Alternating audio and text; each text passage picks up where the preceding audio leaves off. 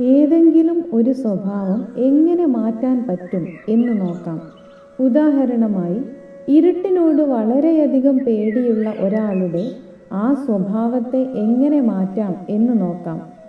ഇരുട്ടുള്ള സ്ഥലങ്ങളിലും പേടിക്കേണ്ട ആവശ്യമില്ല എന്ന അറിവ് ആദ്യം ഉണ്ടാക്കിയെടുക്കാൻ ശ്രമിക്കുകയാണ് അതിന് വേണ്ടത്.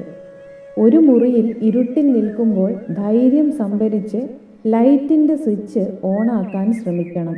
അങ്ങനെ ഒരു തവണ സ്വിച്ച് ഓണാക്കാൻ സാധിച്ചാൽ സമാധാനമായി എന്നൊരു ചിന്ത മനസ്സിൽ വരും.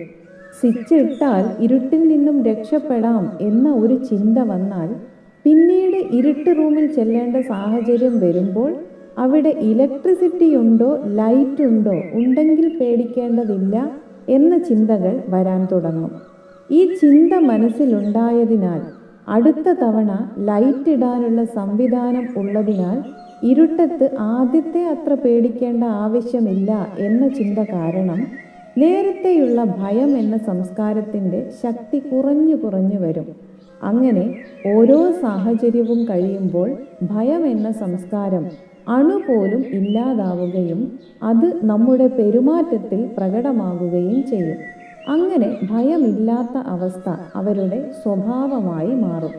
അതായത് ഏത് സ്വഭാവത്തിൽ നിന്നാണോ രക്ഷപ്പെടേണ്ടത് അതിനെ ചെറിയ രീതിയിൽ നേരിടാനുള്ള സാഹചര്യം ഉണ്ടാക്കിയെടുത്ത് പതിയെ അതിനെ നേരിടാൻ കഴിയും എന്ന ആത്മവിശ്വാസം ഉണ്ടാക്കിയെടുക്കണം. ഈ ആത്മവിശ്വാസം നമ്മുടെ സംസ്കാരത്തിൽ സ്വാഭാവികമായി മാറ്റം വരുത്തും.